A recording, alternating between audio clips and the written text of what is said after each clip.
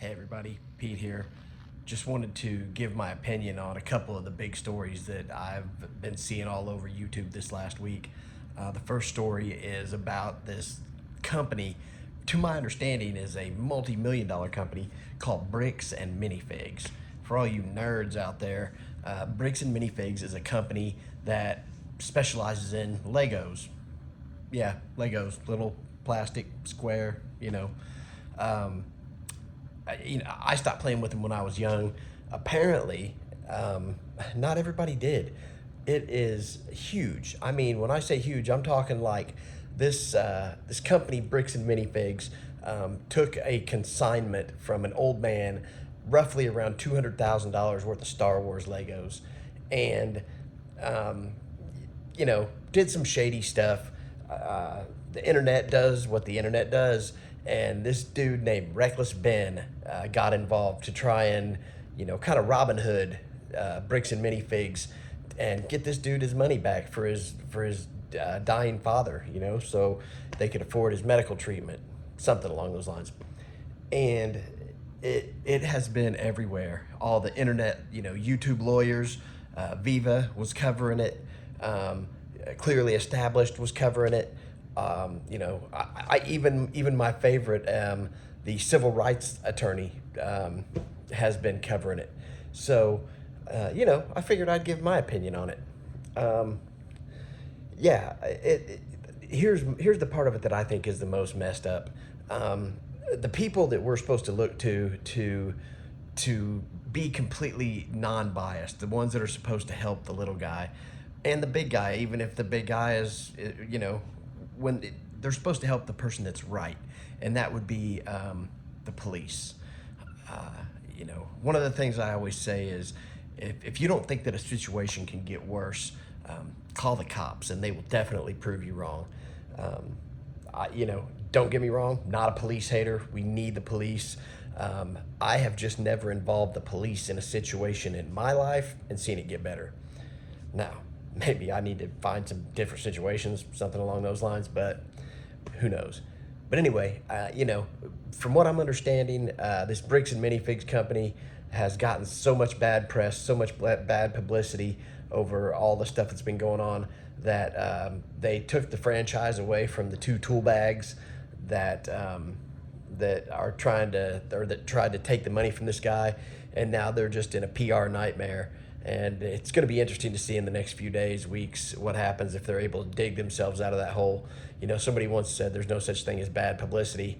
Briggs and Minifigs is definitely going to put that to the test and see if that's true or not. So we'll see. If you see a Bricks and Minifigs in your local, strip mall, go in, give them a shot, see what you think. And if they're douchebags, be like, I'm not spending my money here, douchebag. Go someplace else to spend your money. The other story that just started well, it didn't just start last week. It started 2 years ago when 17-year-old black kid, track athlete, high school in Texas, stabbed another 17-year-old white kid in the heart and killed him right there on the side of the football field at a track meet. And it's really blown me away how divided this case has shown me that the country still is. I grew up during the OJ trial. I was 21, 22 years old the night that OJ and Al Cowlings, or the man we believe to be Al Cowlings, were screaming down the California highway in the white Bronco, and that case polarized the country. But now, it's interesting to see how the whole thing's going with this. Austin Metcalf was the name of the kid that got stabbed, and I'm not even going to say the black kid's name because he doesn't deserve anything. What we really need to be focusing on is Austin Metcalf and his twin brother, who is still alive. God bless him. Hopefully, the good people of Texas will find that kid guilty and lock him up for the maximum of 99 years, because they could not seek the death penalty because he was under the age of 18 when he murdered Austin Metcalf. And let's not get it twisted, people. He murdered that dude. That kid, there's no in my opinion, I don't see how they can come up with anything but a first degree murder finding. And, you know, it just, you know, so many of these. I seen a story the other day where they were, you know, polling some of the jurors or potential jurors, and one of them said, and I just can't see sending a brother to prison. Are you serious? I mean, you don't want white people telling you what to do. You won't tell your own people what to do.